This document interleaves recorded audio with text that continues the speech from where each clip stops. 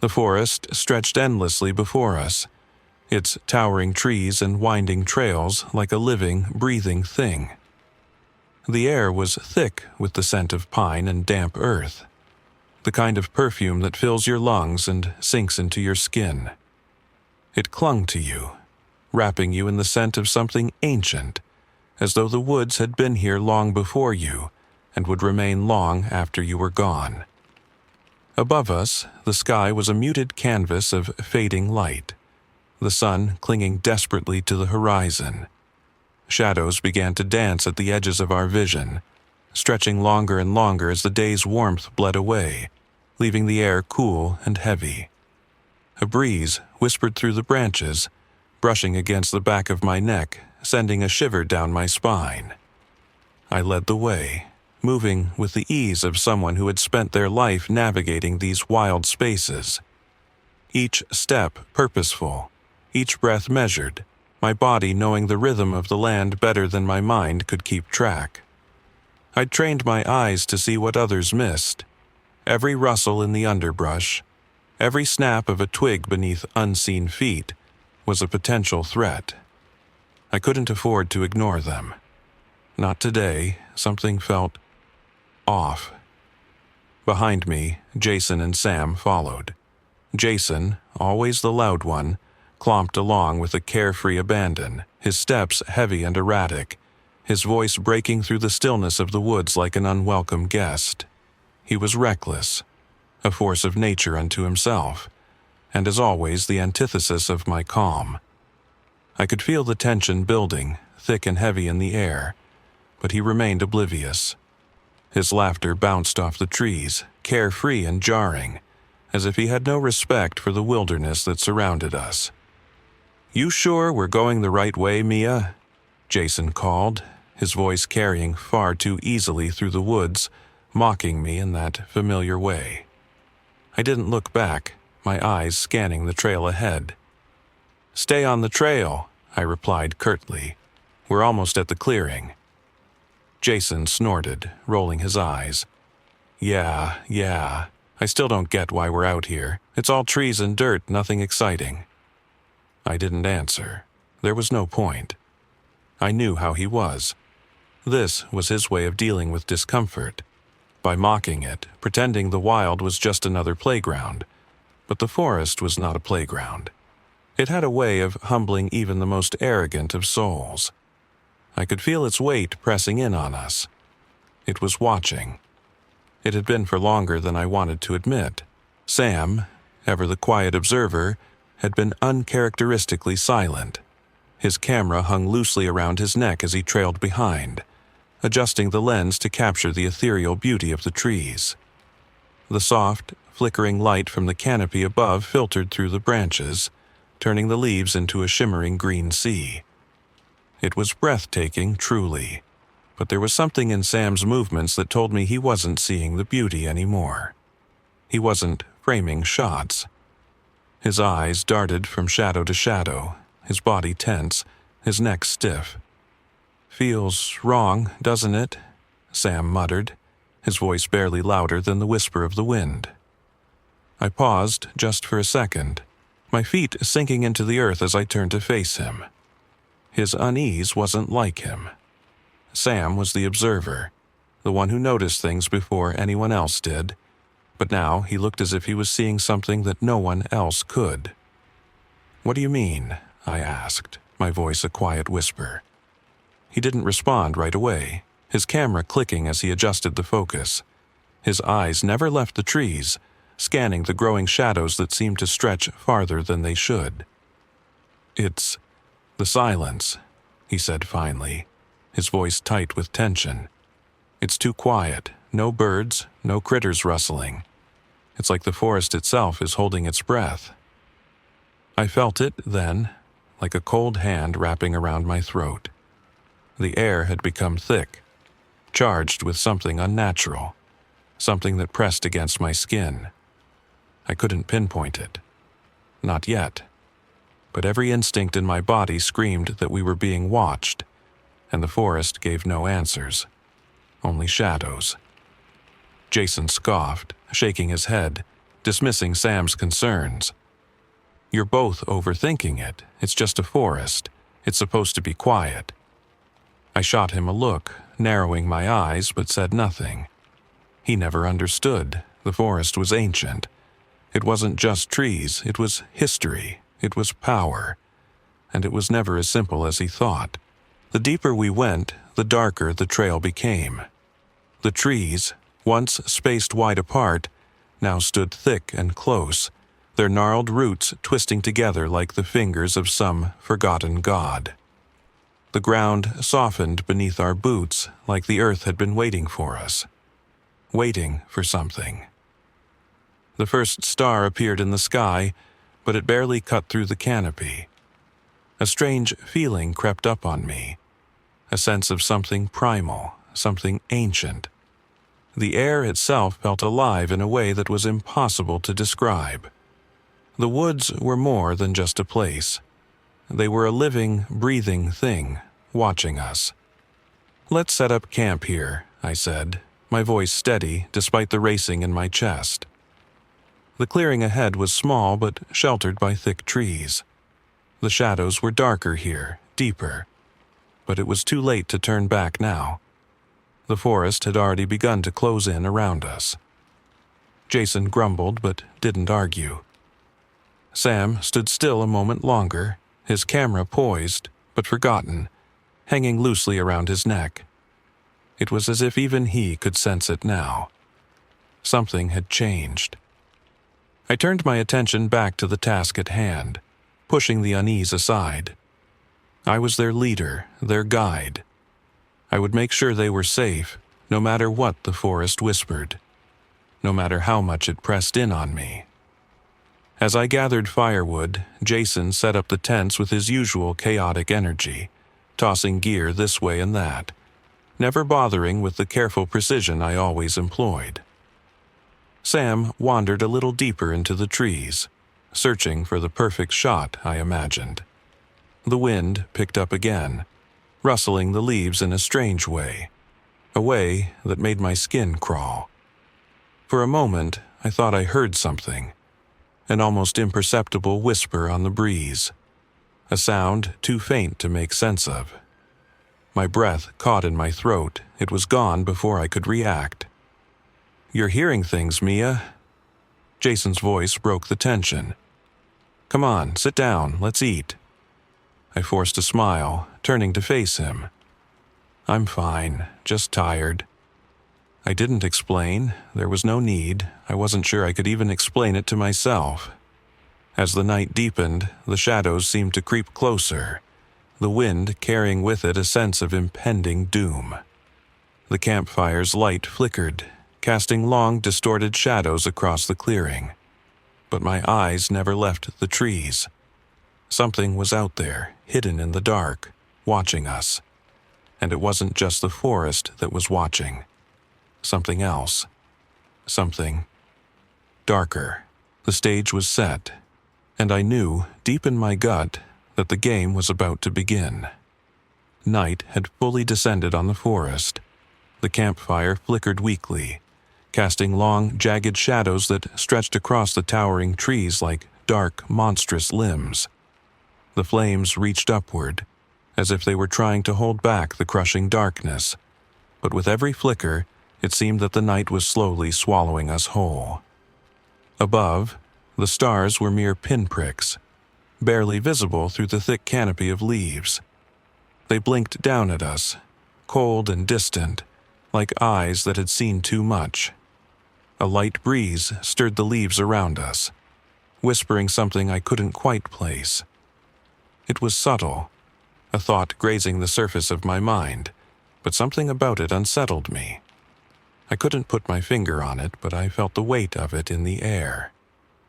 Jason was leaning back against a fallen log, munching on a protein bar with the casual ease of someone who had no fear of the wilderness. "This is it, huh?"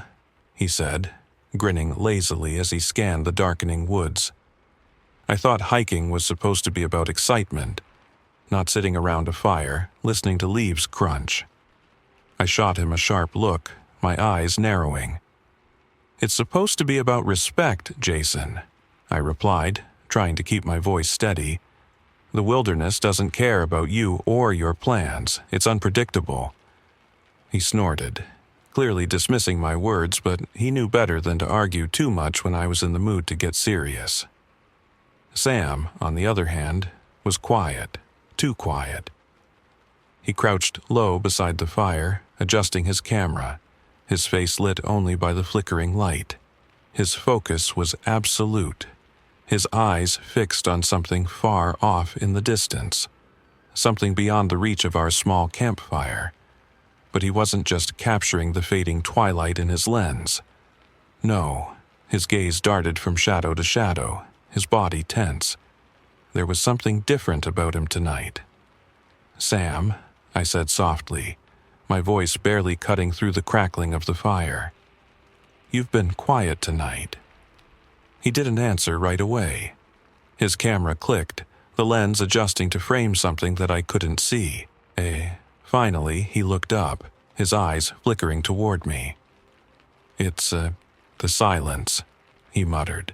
His voice edged with an unease that sent a shiver down my spine. "It's too quiet, no birds, no critters rustling. It's like the forest itself is holding its breath." And I felt it then, the tension in the air, thick and suffocating. The silence that hung over us wasn't natural. Jason laughed, shaking his head. "You're both overthinking it. It's just a forest. It's supposed to be quiet." But I didn't think Sam was overthinking it. There was something off about the woods, something dark hiding just beyond the trees. The forest had always been a place of peace for me, a refuge. But tonight, it felt like it was watching us, waiting for something. Something we couldn't see yet, but could certainly feel. I turned my attention back to the trees, my eyes scanning the edges of the clearing. The shadows seemed to stretch longer now, reaching for us with unnatural intent. And then it came. A whisper. It wasn't loud nor sudden. It was soft, barely perceptible, but sharp enough to make the hairs on the back of my neck stand on end. It came from nowhere and everywhere all at once, as if the trees themselves were speaking. A murmur on the wind, faint, like the rustle of leaves, but unmistakable. "Mia." I froze. My breath caught in my throat, and I felt my heart skip a beat. The whisper wasn't just a trick of the wind, it was my name, spoken in a voice that felt far too close, like someone was standing right behind me, whispering in my ear. But when I turned, there was no one, just the trees and the darkness closing in. "Mia." It came again, more urgent now. I felt the blood drain from my face. Jason, who had been poking around the fire, turned to look at me. "What's wrong? You look like you've seen a ghost." I didn't answer. My mind was racing. Had I imagined it? Had I been hearing things? I tried to dismiss it, tried to convince myself that it was just the wind. But deep down, I knew it wasn't. There was something else out there, something, or someone, calling me. "Did you hear that?" I asked, my voice barely a whisper, my eyes scanning the trees. Jason raised an eyebrow, confused.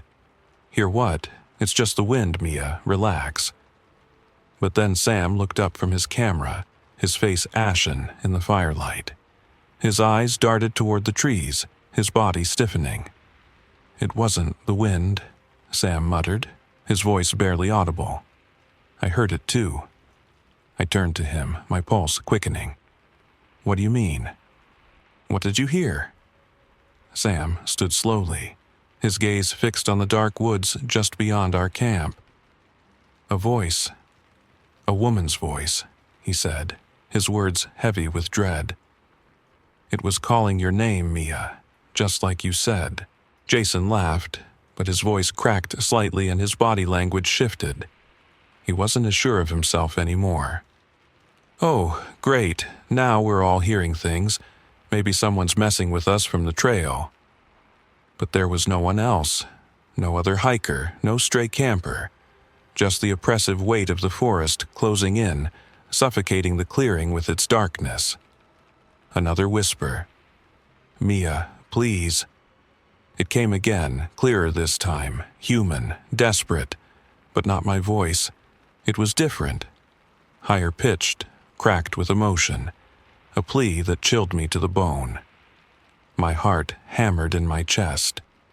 The voice seemed to come from the trees themselves, weaving through the branches like an invisible thread, pulling at me, urging me closer. "Did you hear that?" I asked again, my voice shaking now, my breath coming in quick gasps. Jason and Sam both nodded, their expressions clouded with confusion and fear. Jason stood up, his earlier bravado gone. "Okay, that's weird," he said, his voice tight with anxiety. "Let's be honest, this is getting freaky. I don't think I'm sticking around if there's some crazy person out here." "No," I said, my voice firmer now. I needed to convince myself as much as them. "It's not a person, it's the forest, some trick of the wind or—" Before I could finish, the whisper came again, louder this time, and unmistakably clear.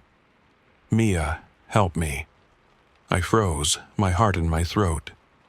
This time, it was my voice, exactly like my own but twisted. It felt as though it had been ripped from me, distorted by something darker, something that didn't belong in the world. The voice echoed through the trees, vibrating in the ground beneath my feet. It was coming from deep in the woods, far beyond where I could see, and yet it felt like it was right next to me. Jason's face hardened. That's not normal. Sam was no longer holding his camera. He stood frozen in place, his body rigid, his eyes wide, locked on the trees. He was waiting for something to emerge from the shadows. The whispering continued, now not just from one direction but from all around us, seeping from every shadow, curling through the branches, turning the air into a maddening web of voices. "Mia, I need you." I could feel the pull now, like invisible threads tugging at my very soul. Jason took a step toward the edge of the clearing, moving toward the source of the voice. "Mia, don't go out there," I hissed, grabbing his arm, pulling him back. "Whatever it is, it's not real. Don't follow it." But Jason didn't respond. His eyes were wide with confusion. His body tensed as if he were under the creature's influence already. The voice came again, louder now, twisted in a way that made my skin crawl. It wasn't asking for help. It was drawing us in. And I knew, deep in my gut, that whatever was out there in the darkness wasn't lost or stranded. It was waiting. And it wanted us. The air was thick. It clung to me, heavy and oppressive, like the very atmosphere had become a living thing, pressing in from all sides. The forest, once serene, now felt like it was holding its breath, watching, waiting for something I couldn't name. It wasn't the stillness of nature. No, it was something else. Something far more sinister. I could feel it in the hairs on the back of my neck, the tension in my chest, as if the world itself had shifted into something darker. The campfire's light seemed distant now, its warm glow casting long, jagged shadows against the towering trees. It was as if the fire itself was retreating, struggling to push back the growing darkness. My heartbeat was deafening, pounding in my ears, a frantic drum that matched the rising unease in my gut. The voices, the whispers, were the worst part. They weren't even real, not in the way a person's voice should be. They were distorted, fleeting, like a half-remembered dream, or a thought that skims the surface of your mind, never quite taking form. "Mia, help me." The whisper was unmistakable. My heart stuttered in my chest as I froze, every muscle in my body locking up. My flashlight trembled in my hand as I turned in a slow circle, my eyes scanning the surrounding forest, trying to find the source. The voice, my voice, called out again, distant yet cutting through the stillness like a blade. I could feel the pressure of the air closing in around me. It was too quiet now, too still, like a predator waiting for the right moment to strike. Jason, always the skeptic, had stopped moving, and I could feel his unease seep through the air like a tangible force. "This is nuts, Mia," he muttered, his voice strained. He wasn't laughing now. "What the hell is going on?" My breath caught in my throat. My gaze flickered to the trees, the shadows in the distance that seemed to move of their own accord, as if the forest itself was shifting in response to the sound. I opened my mouth to speak, to tell him it wasn't real, but the words caught in my throat. I wasn't sure anymore. "It's not real," I said, though I didn't believe it myself. "It's just the wind, or a trick of the forest. We're imagining things." But even as I spoke, the whispers came again, louder this time, layered with something that made my stomach drop. The voice that called my name was now twisted, distorted, stretching like a mockery of itself. It was like it knew my fears, knew exactly how to press on them, how to unravel them. I could feel the fear spreading through me like wildfire, igniting every nerve. And then, as if in response to my thoughts, something shifted. A figure. Long, impossibly thin, it moved just at the edge of the firelight, a flickering shadow that didn't belong. It wasn't quite human, its shape too distorted, its movement too unnatural. For a moment, I thought it was a trick of the fire, a shadow cast by the wind. But then it moved, and I knew it wasn't. It was too tall, too long. The shape bent in ways that shouldn't have been possible, and my gut told me that this thing was anything but normal. "Did you see that?" Sam's voice was a low whisper, a tremor running through it. His camera hung forgotten in his hands, his wide eyes locked on the figure at the edge of the clearing. Jason, too, had noticed. His earlier bravado shattered, replaced by a stillness I had never seen in him. He stood stock still, his hands trembling at his sides. "What the hell is that?" he breathed, his voice barely above a whisper. The figure didn't move like a person. No, it moved like something else, something that had no place in the world of flesh and bone. It flickered, its edges warping like smoke in the wind, its form never quite stable. It seemed to bend and stretch, its body elongating unnaturally, and then, without warning, it stepped forward. It wasn't walking, it was gliding, jerking forward in fluid, unnatural motions, like a marionette pulled by invisible strings. "Mia," the voice came again, this time from the figure itself. It was her voice, my voice, but wrong, distorted, twisted into something that could never be real. I recoiled instinctively, my breath catching in my throat. I raised my flashlight high, my hands shaking, the beam cutting through the darkness. But the creature only seemed to absorb the light, vanishing back into the shadows. It was closer now. I could feel it. It was close. Its presence was suffocating, like the air around us had thickened into something solid, something that could be touched. The forest was no longer a place of refuge. It was part of it now, a part of the game. And that's when I saw it. The face. Or what could be called a face, though it was so distorted, so grotesque, that it hardly resembled one. It was shifting, flickering, like a mirage of human features. One moment, it had my face, my eyes, my expression, twisted in some sick mockery. The next, it shifted into Jason's face, then Sam's, then back to mine again. Each time, the eyes were wide, glossy, and empty, but they were still our eyes. "Mia, help me." The voice, my voice, pleaded again, mocking every fear I had, every doubt. The figure's body wasn't human anymore. Its limbs stretched, elongated at impossible angles, bending and twisting in ways that shouldn't have been possible. Its claws were jagged, far too large for its body, like they were made for ripping and tearing. And yet, as it moved toward us, it laughed, if it could even be called a laugh. It was the sound of rustling leaves, of whispers in the dark, of something that was both human and monstrous. It was a sound that gripped me with an icy coldness that went to my bones. "Run," it whispered. "Run, or you will be lost." My instincts screamed at me to move, to get out of there. But my feet felt like they were glued to the ground, and I couldn't tear my gaze away from the creature, from its twisted, mocking grin. I turned to Sam, my voice tight with urgency. "Sam, we need to go. We need to move now." But Sam didn't move. His camera was still clutched in his hands, his eyes locked on the creature as if he couldn't tear himself away from it, like it had ensnared him. It was inside him now, pulling him into its web of distorted voices.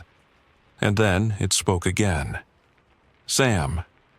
But it wasn't Sam anymore. It was the mimic, using his voice, his face, his memories.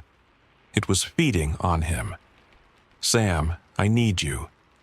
And that's when I realized, with a sickening jolt, that this wasn't just a game of survival.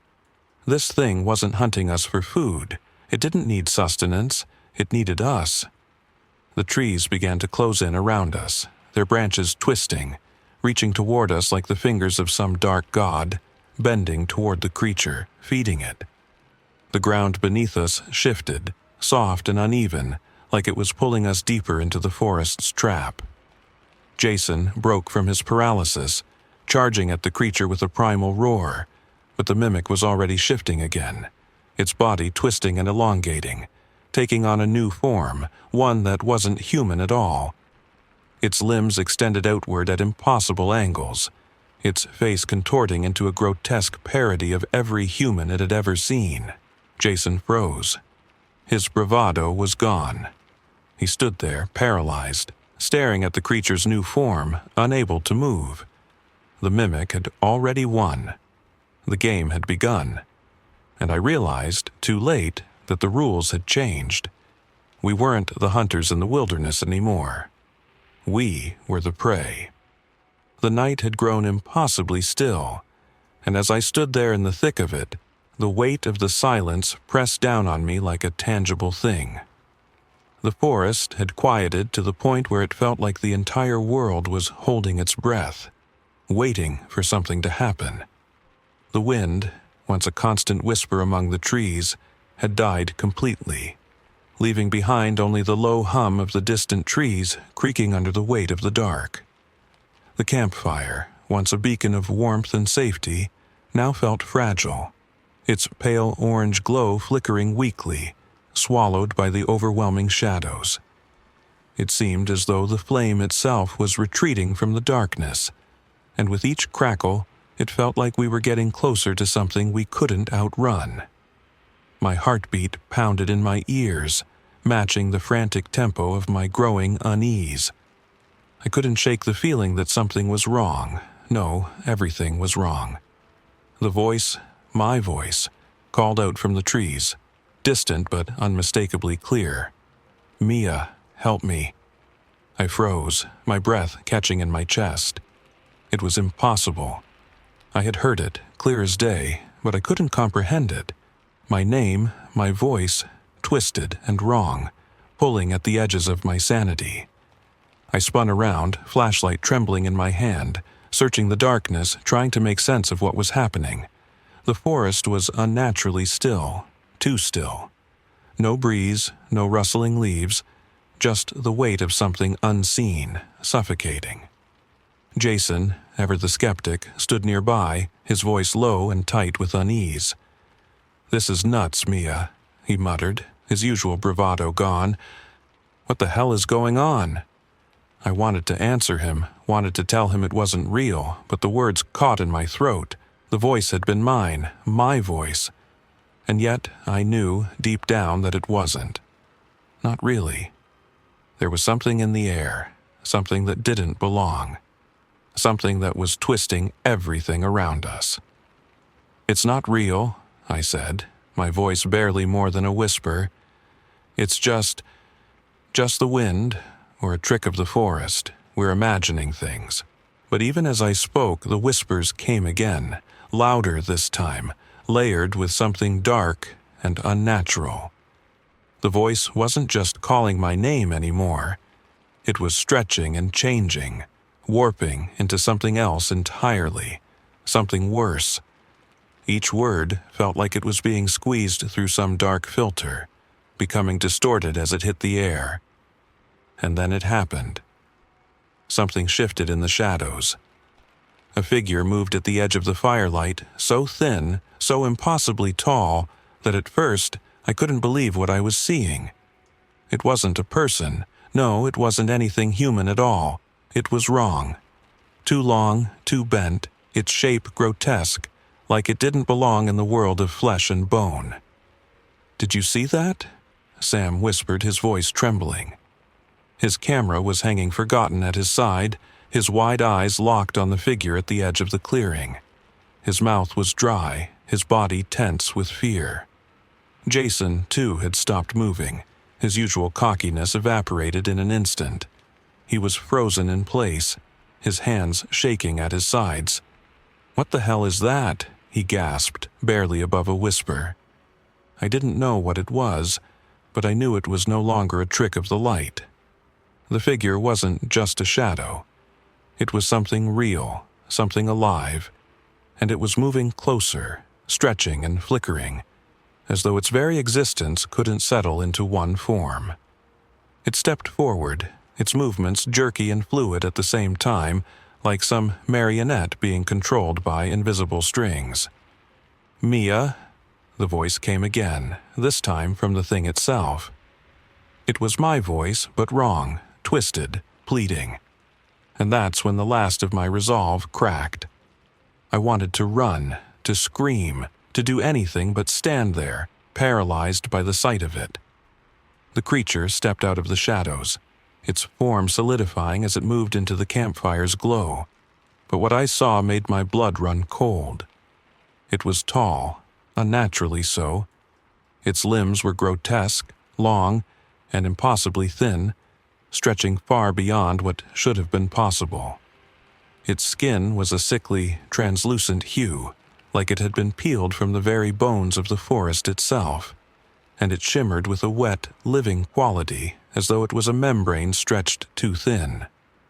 But the worst part, the part that made my heart stop, was the face. Or what could barely be called a face. It shifted, flickered, like it couldn't decide what it wanted to be. First, it was a perfect replica of me, the features of my own face twisted into something mocking, a smile I didn't recognize. Then it warped again, melting into something primal and alien, a grotesque parody of human emotion. Jason dropped the branch he had been holding, his hands shaking uncontrollably. "What the hell is that?" His voice cracked, a note of panic creeping in that I had never heard from him. But the creature wasn't paying attention to Jason. It was focused on me, its eyes locked on mine, never wavering, like it could see straight through me. The voice came again, twisting into a new form, this time mimicking Sam's voice, but drenched in terror. "Mia, please, I need you." Sam's voice. Not Sam. I felt the blood drain from my face as I realized what was happening. The mimic wasn't hunting us. It wasn't after our bodies. No, it was playing with us, toying with us, twisting our fears into something real. Its body shifted again, becoming a horrific combination of our features, the limbs elongating and warping in unnatural ways, the face distorting as it took on Jason's features and then mine, then Sam's, blending them into a grotesque mockery of who we were. "Mia, help me," it crooned, its voice now a sickening blend of Jason's laughter and Sam's frantic whispers. "You think you can escape me? You're part of the game now. The rules are simple." My mind screamed at me to run, to get away. But my body refused to move, rooted to the spot as the mimic took another step forward, its body writhing and shifting with a fluidity that wasn't natural. The voice came again, a whisper this time. "Run, or you will be lost." I could feel it now, its presence, its pull, like the weight of the forest itself had turned on us. Every instinct screamed for us to move, but the mimic had its claws in us now, and we couldn't escape. The trees seemed to bend inward, their branches reaching out like fingers, closing in around us. The earth beneath our feet shifted, pulling us deeper into the trap. Jason, his panic now fully taking over, charged at the creature with a primal scream, swinging a branch at it, but the mimic wasn't interested in his fight. It was already shifting again, its limbs contorting into new, horrifying shapes, its face melting and reforming into something even more monstrous. The creature wasn't hunting us. It wasn't even chasing us. It was playing with us. And I knew in that moment that the game had begun. And we weren't the players anymore. We were the pawns. The air had grown thick, suffocating with the weight of something unseen, something oppressive that had settled over the forest. My chest tightened, each breath shallow and strained, like the very atmosphere was pressing in on me. The mimic's laughter echoed through the trees, a hollow, low sound that reverberated in my bones, its pitch shifting like a dark melody that played just beyond my understanding. It was close. Too close. The fire's flickering glow was the only thing that seemed to keep the encroaching darkness at bay, but even that was faltering now, consumed by the heavy shadow of the night. The flames had become fragile, casting long, distorted shadows across the clearing, shadows that seemed to shift and breathe, as if the very forest was alive, watching us, waiting for something that couldn't be undone. "Mia," the voice came again. This time it felt as if it were coming from within my own mind. My voice, but not mine. Software pleading. It sounded like me, but it didn't feel like me. It was a perfect imitation, too perfect. A trap wrapped in a false sense of helplessness. And the game had begun in earnest. The mimic was pulling no punches. I gripped the flashlight tighter, my hands shaking as the beam flickered wildly across the trees, but the creature was beyond the reach of my light. It moved through the forest like smoke, its form bending and warping, slipping between shadows and light, always just out of reach. Every time I thought I saw it, it was gone again, replaced by another voice, another shape, another flickering silhouette. The forest seemed to shift with it, changing as though it had a will of its own. My heart was pounding in my chest. This wasn't real. I had to remind myself, we had to stay strong, we couldn't let the fear take hold. But it was hard, so hard. Every instinct screamed that we were not alone, that something was watching us, waiting to strike.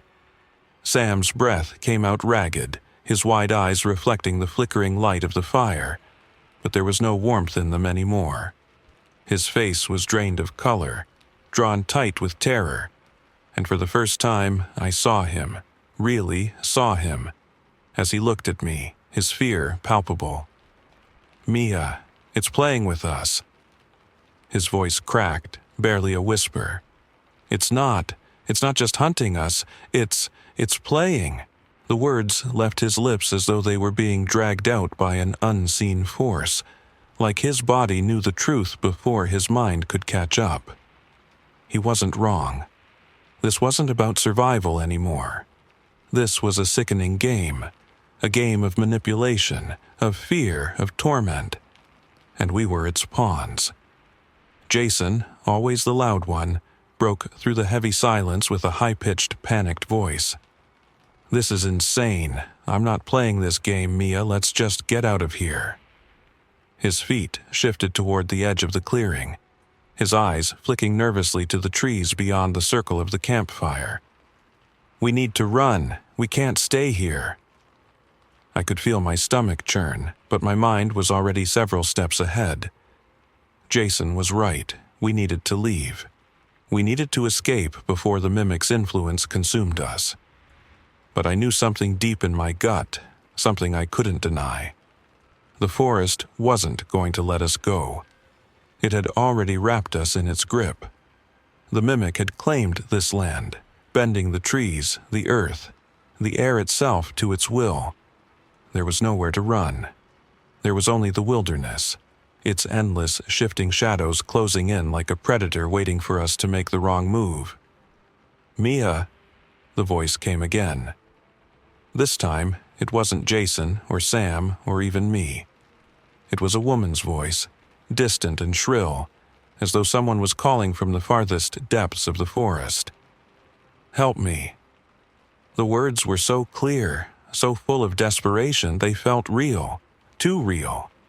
They tugged at something deep inside me. But I knew better. I knew this wasn't a cry for help, it was bait. The mimic was drawing us in, leading us further away from the fire, deeper into its web. I snapped my head toward the sound. It came from beyond the clearing, from somewhere deep in the forest, a pull that beckoned, tugging at my very soul. It felt magnetic, like something was forcing me to listen, to follow, to help. But I couldn't. I couldn't fall into the trap. My heart raced, my pulse quickened, but my mind screamed to ignore the voice, to ignore the pull. "Don't listen to it," I whispered to Sam and Jason, my voice low but urgent. "It's not real, it's part of the game, it's leading us into the trap." Jason's eyes darted nervously between the voice and the edge of the clearing. He was looking at the trees like they were something other, something that didn't belong. "This isn't real. None of this is real. We can't be the only ones here." His voice cracked on the last word, and I saw it then. A flicker of something in his eyes that wasn't just fear. It was desperation. The kind of desperation that comes from realizing you're trapped, that there's no way out, and the walls are closing in. But it was too late. The mimic had already taken hold of him. It wasn't just the voice. It was the atmosphere, the very essence of this place. The mimic had made the forest its own. It was no longer just a creature hiding in the shadows. It had become the land itself. It had bent the wilderness to its will, wrapping us in its tendrils. The voice came again, and this time it was from behind me. "Mia, don't leave me." It was my voice, but not my voice. It was hollow, distorted, like my very soul had been stretched too thin. It was a mockery of me, an imitation that felt too real. My knees buckled beneath me, the weight of it too much to bear. How could it sound so real? How could it imitate me so perfectly? A flicker of movement caught my eye, and I turned sharply. Jason was stumbling into the woods, his body jerking unnaturally, as if something were pulling him, forcing him to move. His eyes were glazed over, his lips parting in a strangled whisper. "Mia, help me." He had heard the voice, too. The mimic had won him over. It had taken him, twisted his mind, made him a pawn in its game. His movements were slow, deliberate, as if something was puppeteering him. My voice cracked as I reached out to him. "Jason, no, don't follow it." But it was too late. The mimic had already invaded his mind, already taken control, and Jason was no longer Jason. He was just another piece in its sick game. Then it happened. Sam stood frozen, his eyes wide with terror. He didn't know what to do. His gaze flickered between me and Jason, his mind caught in the web of fear, just like we were. He couldn't move, he was trapped, just like the rest of us. The mimic shifted again, its form flickering between shapes, becoming Jason's face, then mine, then something darker, something alien. It wasn't just mimicking us anymore, it was becoming us, absorbing our very essence, folding it into its own twisted form. "Mia," the creature hissed, its voice a venomous blend of Jason's laugh and Sam's frantic whispers. "You're part of the game now. You can't leave." The ground beneath me trembled, and I felt the grip of the forest tighten around me. The trees bent inward, their branches curling like fingers, reaching for me, for Sam, for Jason. The weight of their presence closed in on us, suffocating us with its malevolent energy. It wasn't a trap made of ropes or chains. It wasn't a cage of metal. It was the forest itself. The mimic had woven its influence so deep into the land that we couldn't tell where it ended and the world began. The very earth was part of its game. And I realized the truth too late. There was no way out. The mimic had claimed the wilderness as its own. It was everywhere, and it wasn't going to let us go. The trap had sprung, and we were its prey. The night pressed in around us, thick and suffocating, as if the very darkness of the forest had become a living thing. I could feel it, this weight, this presence, closing in. The trees, which had once stood as silent witnesses to our every move, now seemed like silent observers of something far more sinister, their gnarled branches stretching out like skeletal fingers reaching for us. The mimic's game had continued, and the shadows had grown thicker, more oppressive. The fire, our only beacon of warmth and light, flickered weakly, its pale orange glow a mere sliver in the growing darkness. It felt as though the fire was being swallowed by the night itself, its feeble flames casting long, distorted shadows that seemed to breathe with the life of the forest. I stood frozen, my heart pounding in my chest like a drum, my breath coming in shallow gasps. The mimic's laughter echoed through the woods, a hollow, grotesque sound that crawled under my skin. Every muscle in my body locked with terror, and my mind screamed for some way to escape. But there was no escape. Jason was lost, his body twisted by the mimic's cruel influence, his eyes vacant and wide with fear, his movements jerky and unnatural. Sam stood beside me, his body trembling, his eyes wide with terror. But it wasn't just the fear in his eyes that made my heart ache. It was the desperation. I saw it in the way his hands shook, in the way his body seemed to shrink, his spirit fraying with each passing moment. The mimic was wearing them down, piece by piece, and it wasn't even trying to kill us. Not yet. No, it was playing with us. I had always been the strong one, the leader, the one who could guide them through the wilderness, who could bring them to safety when everything seemed lost. But now I understood. There was no safety here. The mimic had twisted the very land to its will, and with a sickening clarity I realized that I was no longer in control. The forest, the land, had become its playground. We were its prey. And then the voice came again, soft, insidious, just behind me, and my heart nearly stopped. "Mia." It was my voice, but not mine. It sounded like me, but twisted, broken. It was pleading. A desperate cry for help that made my blood run cold. I felt it, my voice. The mimic knew exactly what it was doing. It wasn't just calling me, it was reaching into my mind, into my deepest fears, and twisting them into something dark and horrible. The voice was too perfect, too real.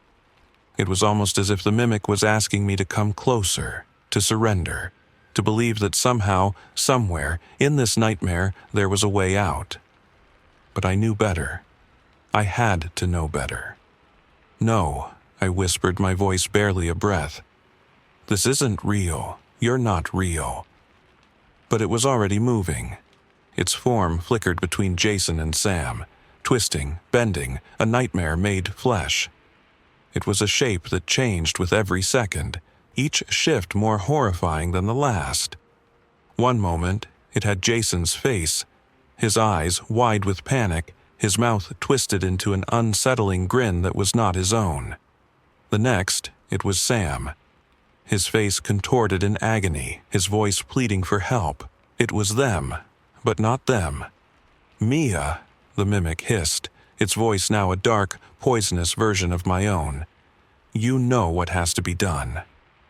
I froze. The words cut deep, carving their way straight to the marrow of my bones.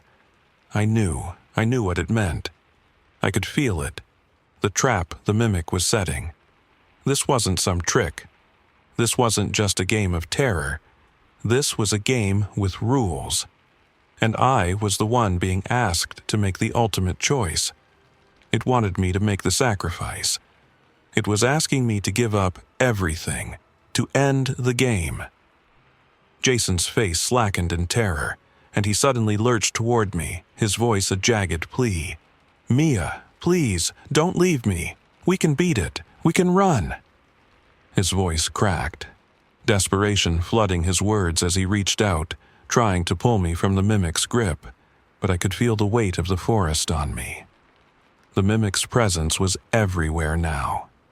It was in the air, in the trees, in the very earth beneath our feet. Jason's voice, Sam's voice, my own. All of them twisted, manipulated, turned into weapons against me. I knew what had to be done.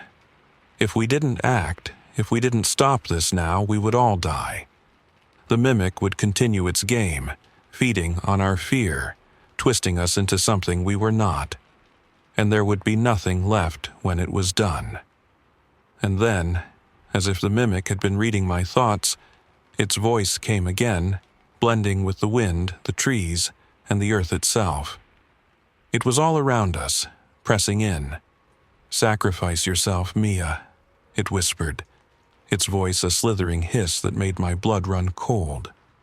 "Let the others go. Let them live.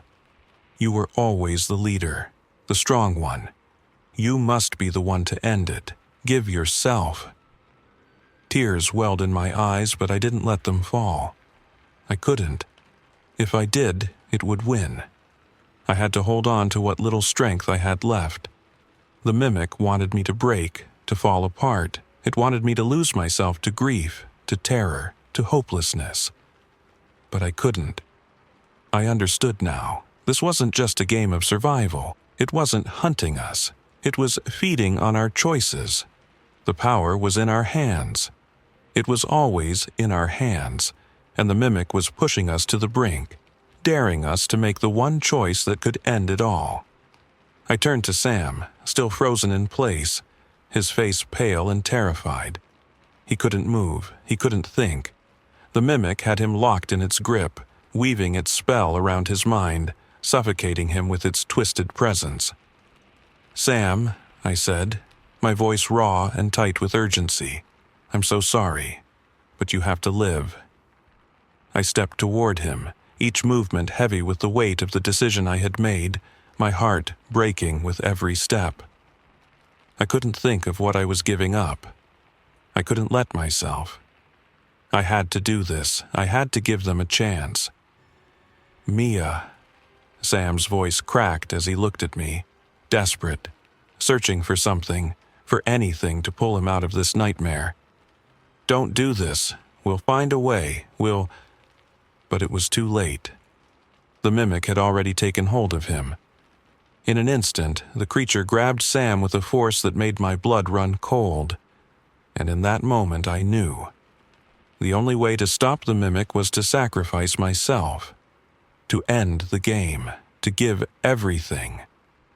Without hesitation, I turned toward the edge of the clearing, toward the dark abyss beyond.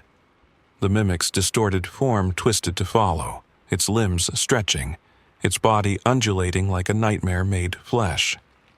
But I had no choice. I had to end it. With one final cry, I rushed toward the edge of the cliff. The mimic's form stretched to follow, but I didn't stop. I had no time for anything but escape, no time for doubt, for hesitation. With one leap, I threw myself into the darkness. The wind rushed past me, the cold tearing at my skin, but my heart was at peace. I had made the ultimate choice. I had given myself to stop the mimic, and for a moment, everything went silent. The mimic's presence faded, the air feeling lighter, the weight of the forest lifting, just for a second. But then, something shifted. Back in the clearing, Jason and Sam were free, their bodies collapsing to the ground. But the mimic's voice still echoed through the trees. It wasn't my voice anymore. It was something darker, a promise. I'll be waiting for the next game. And as the wind stirred the leaves in the trees, I heard it. My voice, twisted and broken, beckoning them back into the dark. The mimic was still playing. The silence that followed Mia's sacrifice was unbearable. It pressed in around us, suffocating, as if the world itself was holding its breath, waiting for something to shift, for something to happen. The wind, which had howled and battered against us just moments before, now hung motionless in the air, like the very atmosphere had frozen. The campfire flickered weakly, casting trembling shadows across the clearing, its light barely able to hold back the suffocating dark. It felt fragile, as if the very flame was questioning its right to exist after what had just happened. Jason and Sam were still on the ground, their bodies limp, their minds struggling to process the whirlwind of terror that had just unfolded. Mia was gone. Gone, like the last flicker of light before the night consumes it. And yet, her presence felt thick in the air, as if she was still here, as if she was watching us, as if her sacrifice had not been enough to break the hold the mimic had on us. Sam was the first to move, his body stiff and slow, like a man trapped in a nightmare he couldn't escape. He pushed himself up from the ground, hands trembling, his face an ashen mask of shock. His wide eyes scanned the edge of the clearing, searching for something, anything, to make sense of the shifting shadows. The darkness wasn't just darkness now, it had become something else, something alive, writhing with malevolent intent. The trees, once silent companions in the wilderness, now seemed to loom over us like towering sentinels, their gnarled branches stretching into the sky like skeletal fingers. "Mia," Sam whispered, his voice so quiet it was almost lost to the windless air. But it wasn't just a call. It was a desperate plea, as though saying her name would somehow make her return. But there was nothing. No answer. Just the hollow, oppressive echo of the wilderness. Jason, still kneeling on the ground, finally looked up, his face bloodshot, his breath coming in ragged gasps. His eyes, wide with fear, told the story of the horror he'd witnessed, the horror we all had. His lips were tight, and he didn't speak. He just stared at the trees, his eyes locked on them, as though waiting for the forest to move. Waiting for the next move to be made. But what were we waiting for? We both knew. It was only a matter of time. And then, the low, slithering sound filled the air. At first, it was a whisper, a flicker at the edge of our awareness, barely more than a murmur. But then it grew, rising up from the earth itself, as if something unseen was crawling beneath the surface of the night, feeding on the silence, on the fear. And then, suddenly, it came again. Mia. It wasn't her voice, not really, but it was. Close enough that Jason's stomach churned, that familiar soft timbre twisting into something wrong, something unnatural.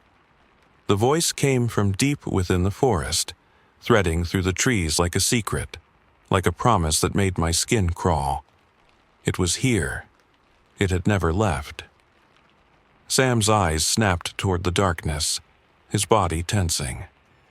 I could see it in him then, the knowing. He wasn't just afraid anymore. He was expecting it, bracing for it, as though the mimic had already claimed him too. We'd both been pulled into its game, and now there was no way out. Jason jerked his head toward Sam. "Did you hear that? It's her. It's Mia." I shook my head, even as the words burned in my chest. "No." Sam's voice was hoarse, thick with disbelief. No, it's not her, it's the mimic. The mimic. The name of the thing that had haunted us, twisted us, played us. It wasn't just a creature anymore. It wasn't just a thing in the woods, toying with our minds. No, the mimic had become something far worse. It was an entity, an ancient malicious force, with no boundaries, no mercy. It had already bent us, broken us. And now it was finishing what it had started. Another movement in the darkness. Another sound. This one wasn't a whisper, though. It was a step, or something trying to imitate one. The sound was wrong. It was unnatural, jerking, like a creature shifting between forms, like it couldn't decide what it wanted to look like. Or maybe it didn't need to decide. The mimic had all the time in the world, and now it was taking its time, savoring every moment, every movement. The figure appeared at the edge of the clearing, tall and impossibly stretched, the shadows warping and twisting around it, as though the very fabric of reality bent with its presence. It wasn't shifting anymore, it was solid. It had settled into something tangible, something that felt real, more real than anything we had seen before. It was the mimic. But this time, it wasn't playing with our minds. This time, it was showing us exactly what it wanted us to see. At first, its form flickered, its shape changing in an endless dance. Jason's face, then Sam's, then Mia's. All of them twisted, all of them hauntingly wrong, a seamless, grotesque mask of emotion. The eyes, too wide, too glassy, too alive, locked onto Sam. It wasn't them, it was an imitation, a perverse parody of everything we had known. And then, with a sickening sense of clarity, the mimic settled into something new. It was no longer a shape-shifting, flickering nightmare. It had taken on something far worse. Its limbs stretched to impossible lengths, cracking with bone-shattering sounds as they elongated. It stopped, frozen in place, its form like a marionette, its joints contorted in impossible angles. Its fingers, no, claws, reached outward, too long, too sharp, like the grasping hands of a thing that never should have existed in this world. Its face, though, was the most horrifying part. It wasn't just an imitation anymore. It had become something real, a twisted mirror of every face it had worn. The eyes were open too wide, the skin stretched too thin, the mouth too large, stretching impossibly into a grotesque, eternal grin. Sam's knees buckled, his body trembling in fear as the creature's eyes locked with his. I could see it in his eyes, he could feel the mimic pulling at him, sinking into his mind, feeding on his every shred of doubt and fear. It wasn't mimicking us anymore, it had become us. Every face, every emotion, every memory, twisted, folded into something that had no identity of its own. It was us, and yet it was so much worse. Mia, the creature purred, its voice so soft, so familiar, so wrong. Mia, you should have stayed with me. You could have played with me. You could have been part of the game. Jason staggered backward, his eyes wide with disbelief. Mia, no. The mimic's lips twitched into a smile. Too wide, too jagged, like its face was about to split apart. It wasn't laughing, not yet, but its presence in the clearing was like 1,000 screams held back by an iron grip. And then, as if it couldn't get worse, the mimic shifted again. A flicker, a flash. Its face became Mia's. Perfect, distorted. Her eyes stared at us, wide with that haunting desperation we had heard in the voice before. But it wasn't her, it never was. Mia, the mimic whispered, its voice thick with distortion. I've won. And that's when I understood. The mimic wasn't hunting us anymore. It had already won. It had already taken everything it wanted, everything. It wasn't after our bodies or souls. It was playing a deeper game. A game where we were nothing more than pieces to be moved, manipulated, sacrificed. Jason reached for Sam, frantic. "We need to go, Sam. We need to—" But it was too late. The mimic was the forest now. It was the trees, the wind, the very land itself. There was no escaping it. The forest would never let us go. The final move had been made. The forest seemed to exhale, its breath cold and heavy, wrapping around us like a tightening noose. The wind, which had been still for what felt like an eternity, stirred with a quiet rustle, almost like a sigh of satisfaction, as though the very air had been waiting for this moment. The campfire, barely a flicker now, had burned down to embers, its faint glow struggling against the overwhelming darkness that pressed in around us. It was as if the fire itself could feel the weight of the night closing in. The trees, thick and oppressive, leaned closer, their gnarled branches twisting and curling toward the center of the clearing, as if alive, eager to take part in the dark game that was unfolding beneath their canopy. Jason and Sam stood frozen, the weight of the mimic's presence so thick in the air that it felt like their very skin might tear under its suffocating pressure. They hadn't moved for what felt like hours, their bodies rigid, their minds struggling to comprehend the nightmare they had just lived through. Mia was gone, sacrificed for survival. And yet, her absence felt like more than just the absence of a person. It felt like a void, an echo that reverberated through the night air, a constant reminder of what had been lost. The mimic's form had settled into something grotesque, something that no longer bore just her face. No, now it was all of us. All our fears, all our pain, twisted together into something incomprehensible, something impossible to escape. It was an amalgamation of Jason's recklessness, Sam's quiet reflection, Mia's fierce determination, blended and distorted into the cruelest of smiles. Its eyes, Mia's eyes, stared at us with an empty, sickening joy, like a child playing with broken dolls. The creature's mouth stretched unnaturally wide in a grin that could have cracked its face open. And then it spoke, its voice low, thick, and hollow. But it wasn't anyone we knew anymore. "I am you," it whispered, its voice reverberating through the trees, its words vibrating with an unholy rhythm. "I am every piece of you. I am all of you. I am the game." For a moment, the air seemed to crackle with the weight of its words, and I could feel the realization settling in. Jason and Sam, standing there in shock, finally understood the truth. The mimic wasn't hunting us. It wasn't trying to end our lives, it wanted to play with us. It wanted us to make choices, to act, to give in. It wanted us to become part of its twisted game. Jason took a shaky step forward, his voice trembling but carrying an edge of defiance. "You think you can just take her from us? Take us? We're not part of your game." The mimic's grin widened, as if Jason's words were amusing to it, but the amusement quickly turned into something darker. "Oh, but you are already part of it. The game doesn't require your consent. It never does. You don't need to be chosen, you just need to be here."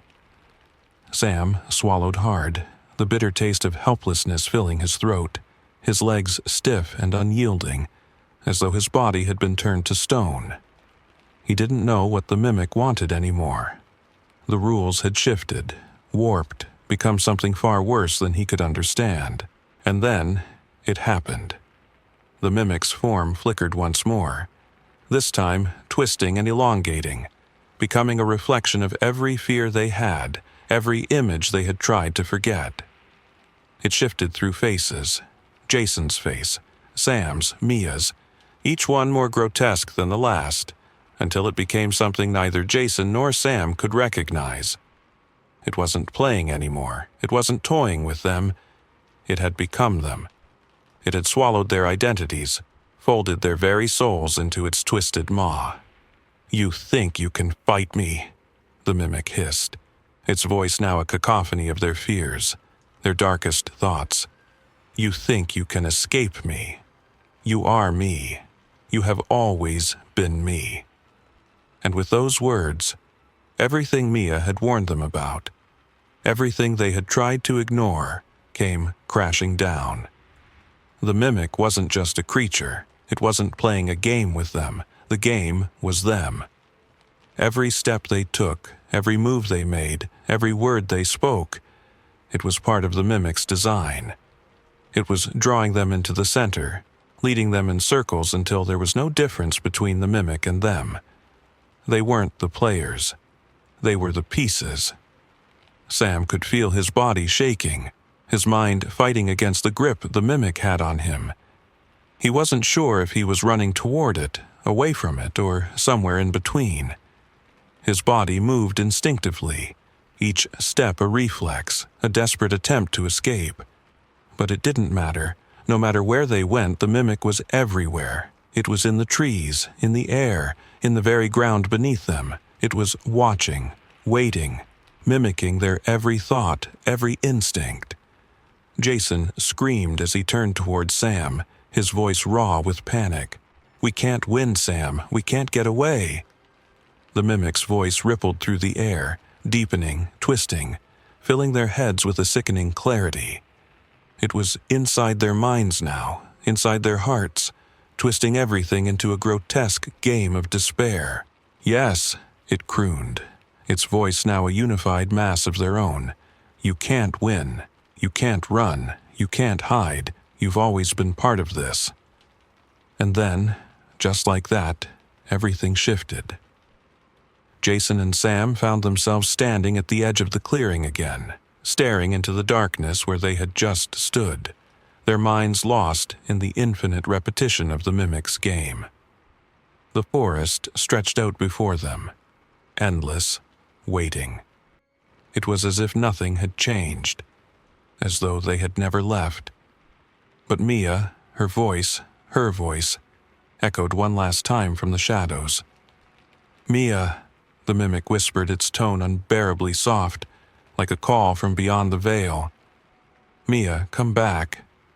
And then, with a quiet rustling of the leaves, the mimic was gone. But its presence lingered. The air felt heavier, thicker, like it had become part of the land itself. The mimic wasn't just a creature, it was an idea, a force, a game that would never end, never stop, never let go. The mimic had won. It had claimed them. It had broken them. And now it was waiting for the next round. Somewhere in the shadows, a faint, twisted voice called out again. "Welcome back." The mimic's game was far from over, and this time they would be the ones playing.